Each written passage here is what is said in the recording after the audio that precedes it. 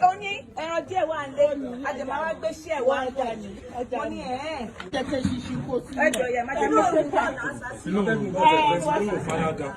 This one out there, and see this what you cater for.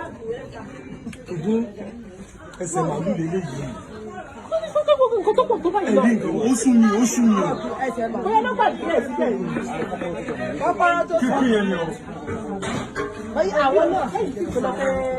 Another problem.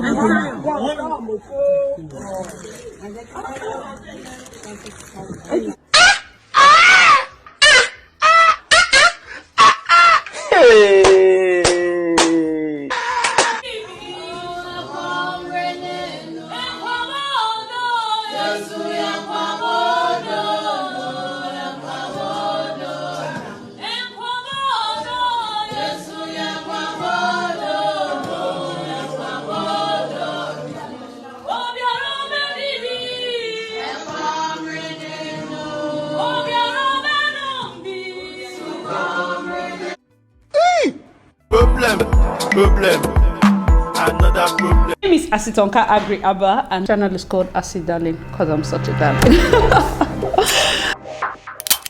Hi guys, you're welcome back to my YouTube channel. It's your girl, Asi Darling. Thank you so much for joining once again. So on today's video, we're going to be talking about Nigerian parents and Nigerian events, because I get a lot of questions about who pays for what are the angles they are coming in terms of, okay, my parents are doing this, my parents are asking who should be taking care of this, or my parents are asking who should be taking care of that. But then something trended earlier on, which was the first clip I just played. Caterer stole, like, did you see those plates? Did you see those baskets of, see what she stole there? It's like 2 full goats. There's an adage that goes like, no matter how many cows you kill in a Yoruba wedding, meat is still going to finish. And yes, we laugh haha about it, but it's getting out of hand if we are seeing that people are actually stealing it. They think it's their right. At this point now, it's getting outrageous. How would you steal that amount of meat? Maybe she wants to use it to do another event or what? Like, people will kill cow and they will still say there's no meat. See, the insincerity of some people. How will somebody pay you for a job? I have an entire video where I talked about caterers. In fact, there was a particular event that a wedding guest kind of broke the caterer's head. I have that video. I'm going to link it.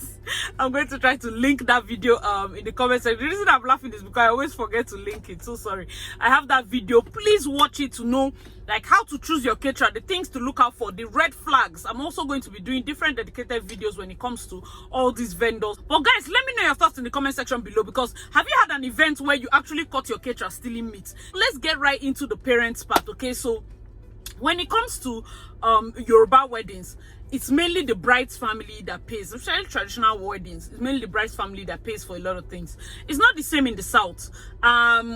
Another issue that I see parents and couples having is when it's a different tribes coming together, because this tribe will have like their own way of doing their things, this other tribe has their own way of doing their things, and finding the middle ground is very important, especially when it comes to parents. Okay, so just going to be breaking it down. The first thing, like I said, the traditions. Early negotiation helps a lot in terms of traditions. Let us know what are the things that can bend. For the groom's family, you're going to marry the bride. Most likely do what they say, because you're going to find the maiden. Do you understand? It must not be from your own end at the traditional level, because that is the bride's tradition 100%. If at some point they say, okay, at this point when you're finished paying everything and she has brought out her husband, this other point is for you people.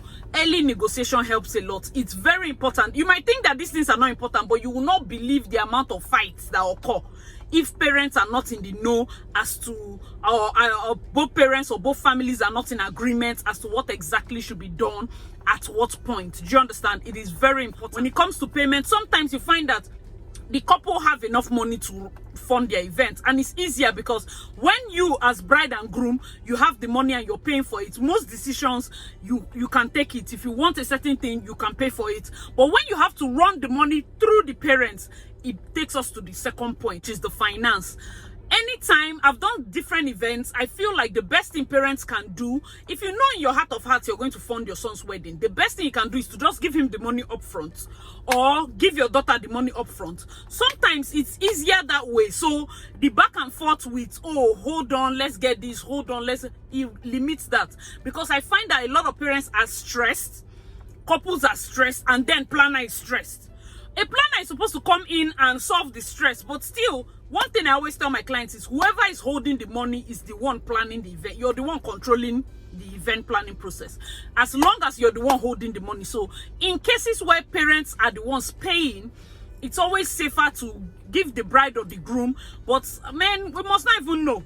Do you get? They can sort it out financially when it comes to their vendors and the list and all of that. Sometimes I find that when parents are paying, they can just decide, okay, imagine that caterer.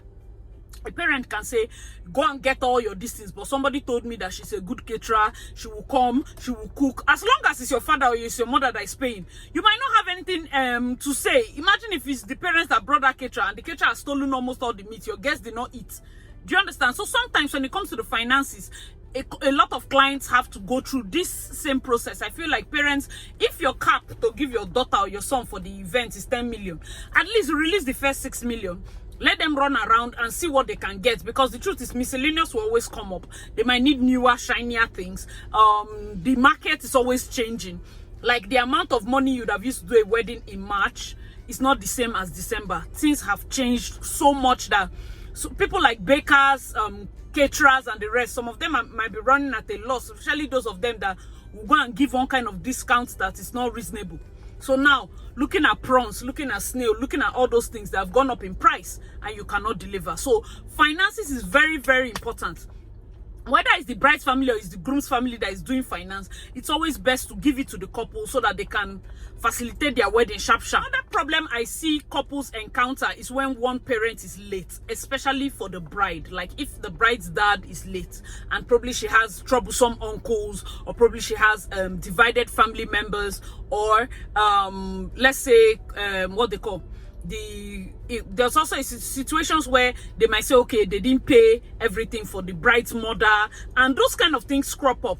Before you get married, there are things that you can ask and just find out what are the things that will give you one sort of hindrance or the other. The reason you should do this is because when it comes to the wedding period, I've said this before in I don't know which of my videos, but I feel like there are certain family, will I say, secrets or family issues that you might want to keep away from the in-laws. Like, you are not hiding, but it's not necessarily their business.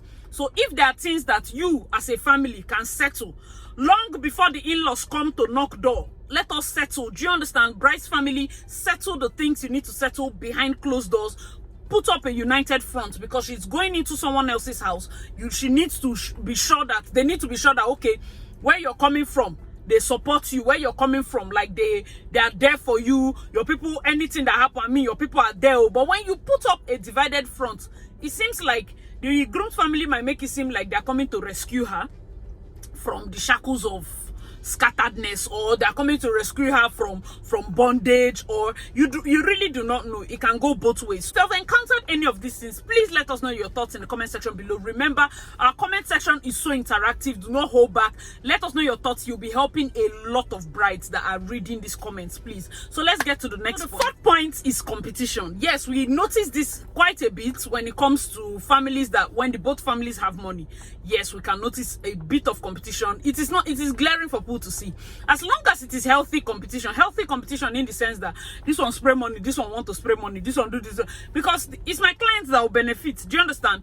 But not the kind of competition that will make one party feel less. It is not fair. It is not good. Do you understand? As much as people are coming together, is the marriage of two families, it is always best that both families are carried along every step of the way. It doesn't make sense. We are not trying to outdo anybody.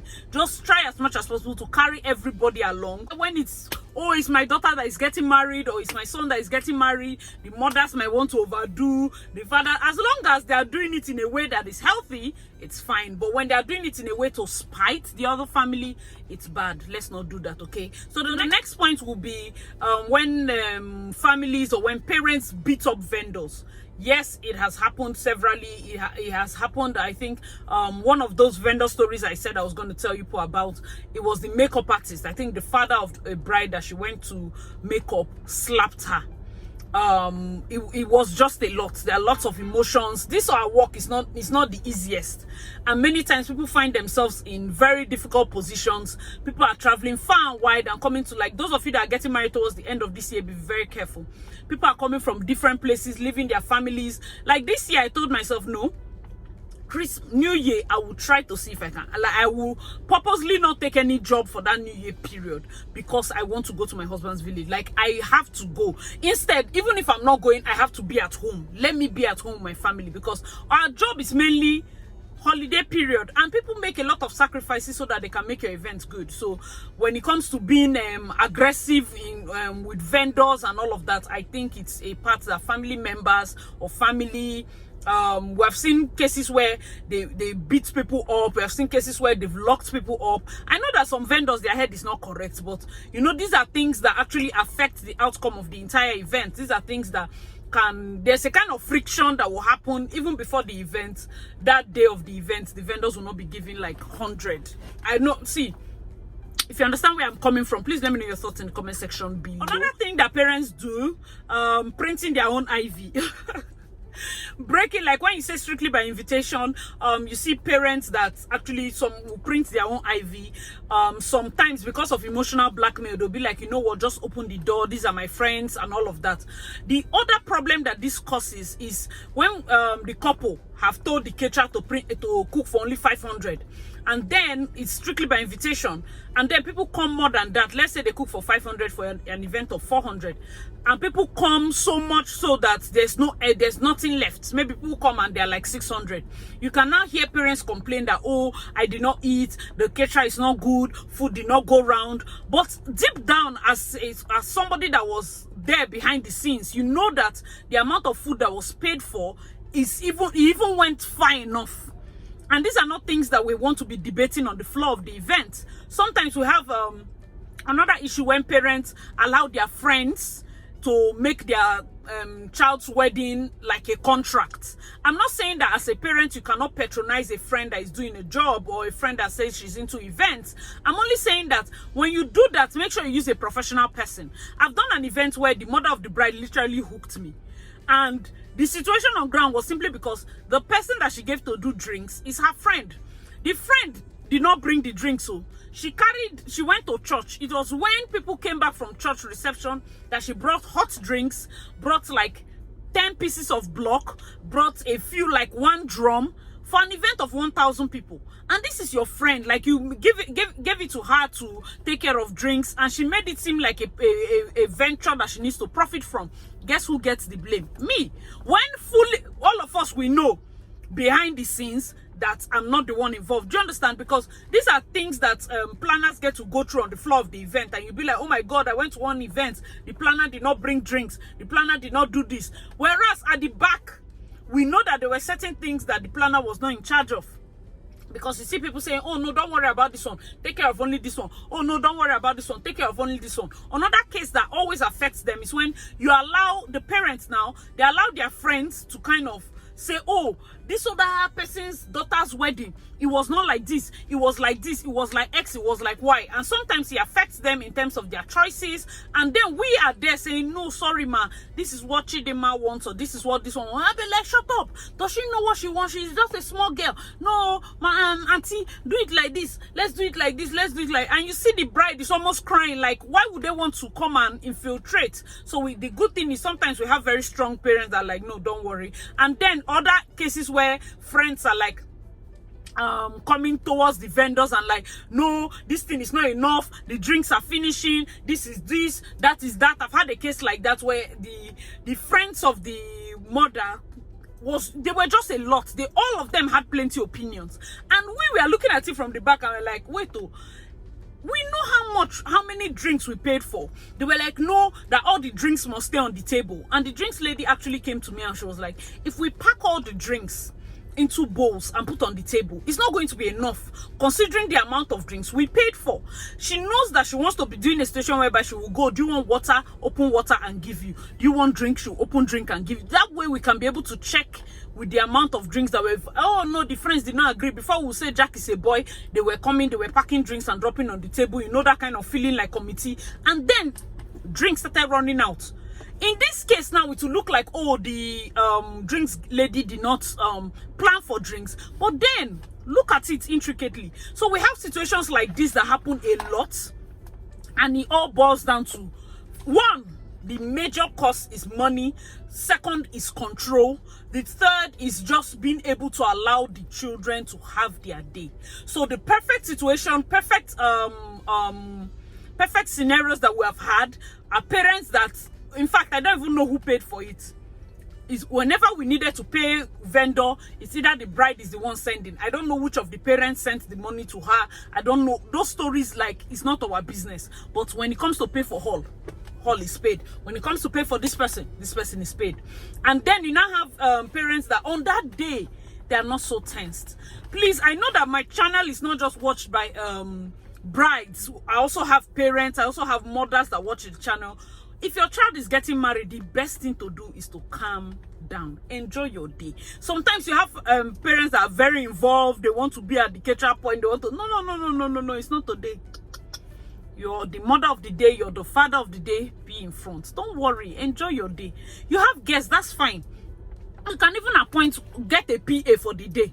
You can even appoint one other of your friend that will take care of your guests instead of you yourself standing up and being very, you know, because it creates a lot of tension. So I've done several events. There was one particular event I was even tensed because of the time frame, and then we're waiting for the mother of the bride, and she just, you know, there was this aura. As she entered, she was like, oh, don't worry, it's going to be fine.